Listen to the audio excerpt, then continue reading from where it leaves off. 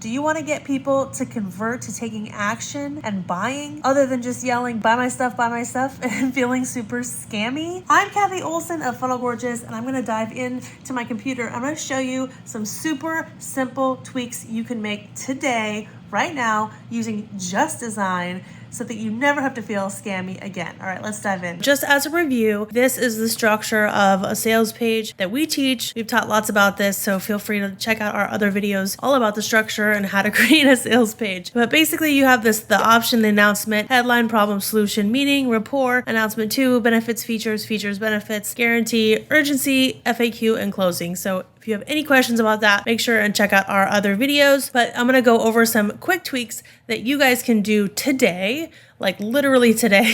Feel free to watch this video all the way through, and then if you want to watch it again, pull up your sales page and actually make these tweaks live. Make the tweak, pause it, watch the next one, make the tweak, and just do it like that. Highly recommend in order to increase your conversions. Get started today as soon as possible. Tweak number 1, you want a readable headline. These have all come kind of from our community and doing audits of tons and tons of funnels. And so we see this problem happen all the time where we see a headline that's like not super readable. And I don't even mean necessarily like the words, I actually mean visibly, like visually it's hard to read. You see this one here, how to finally master an everyday makeup look in just one afternoon, put an end to the guesswork and get confident in your makeup routine once and for all. It's a great headline, but it just looks like a lot of information. It's really awkward to read. You have afternoon is just like bumped down, which is in design world, we call it a widow. Even if it said how to finally master an everyday makeup look in just, and it even had just one line down here, or this kind of came down here, that would still be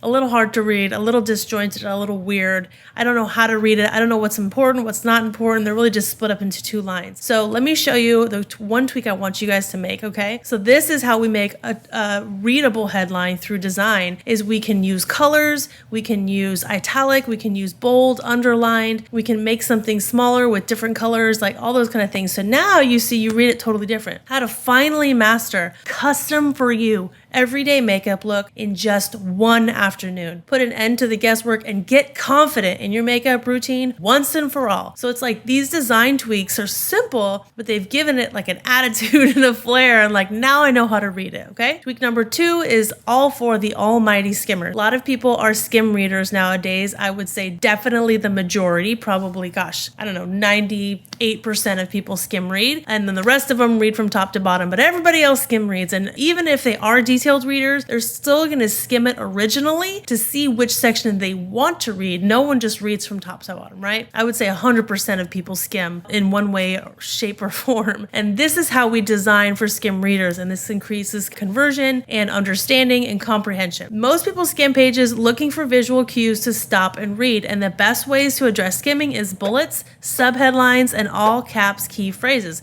So you see here, this is good. We have a little bit of that going on. We know what's included, and we know there's one module and there's some details, but how can we take that another step forward, right? We've seen lots and lots of funnels that look like this, but how do we make it even better for skimmers, quicker to read, using more bullets, subheadlines, or all caps? And that is here. So you see, this is just taking it one step further. Now we have the module name. Underneath the module name, we have like kind of like a synopsis. You could see that would be here. We also have a paragraph underneath with some bold and some underlined. And then even if they didn't read any of that, at least we have those bullet points on the side that say, at the end of this module, you're going to walk away with. So now we understand, if I didn't read anything else, I know the point and the purpose of this module. Tweak number 3 is the marketing receipt, and it's traditionally known as the stack or the offer stack. This is the section of the page that's going to help them to get a snapshot of what they are about to buy. These are the 4 things that you should have always, always, always on any offer stack. You should have a visual graphic representation. Make it really good, by the way, like actually what's in the product. Don't just use like little simple things. Like, do your best. And if you don't want to have anything to do with this, get a graphic designer or use one of those like softwares or something,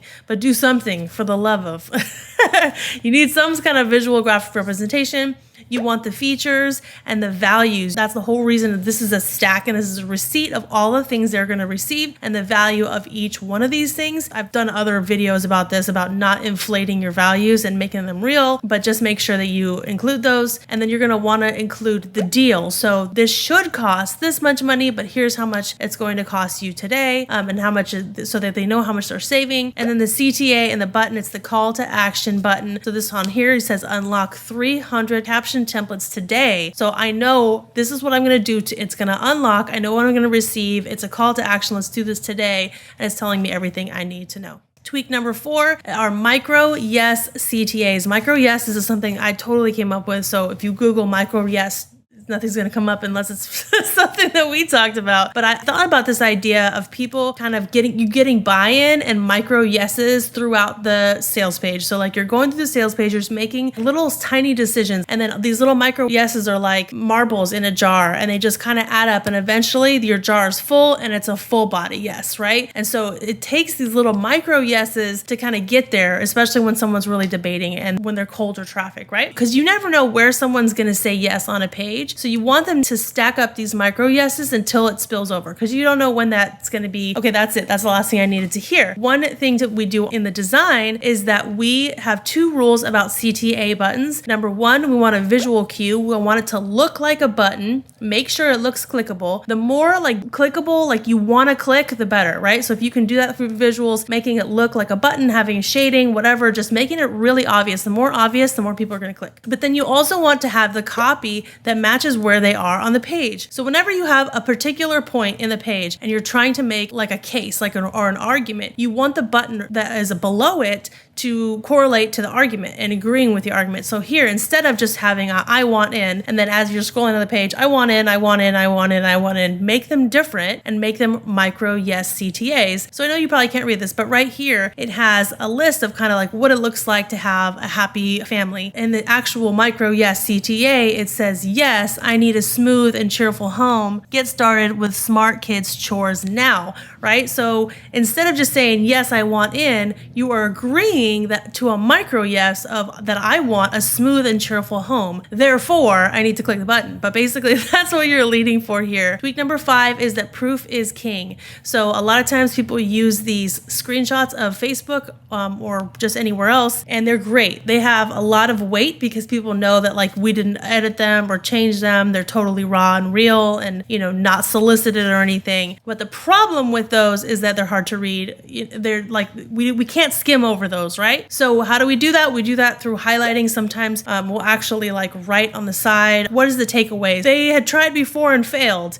And then you're like, oh, I've tried before and failed too. And then you read it, right? So it's kind of like summarizing each Facebook testimonial or something like that. But highlighting is a great one. You can use those for screenshots. You can use a call out for skimmers too, just the same way, photo, and then have that like call out. So instead of reading the entire thing here, we are only going to read the pink. Before Flourish, I had a plan in my head, but never really put pen to paper. If that's like resonates with us, we're going to read further, but we can get kind of like a Cliff Notes highlight view of what each testimonial is all about. And then the next one is that you want to put testimonials in strategic places near the call to actions and matching the copy. So just like you're having the micro yeses with the buttons, you're also having micro yeses with testimonials, but testimonials go a step further. And instead of just a micro yes behind a testimonial, it's going to be a micro objection overcomer. So if we talk about you have these skills, you'd like these skills, and then now it says below, I feel like I can tackle any project I put my mind to in the testimonial. So now this is all kind of going together and it's all matching the copy here. Those are the 5 tweaks for you so you can pull up your sales page and do these along with me now. What do you think? So while those were some simple tweaks, they can make a big impact. If you'd love to hear more content just like this, where I show my screen exactly what to do, some tweaks, please let us know in the comments below. Otherwise, we will see you on the next one. Thanks, guys.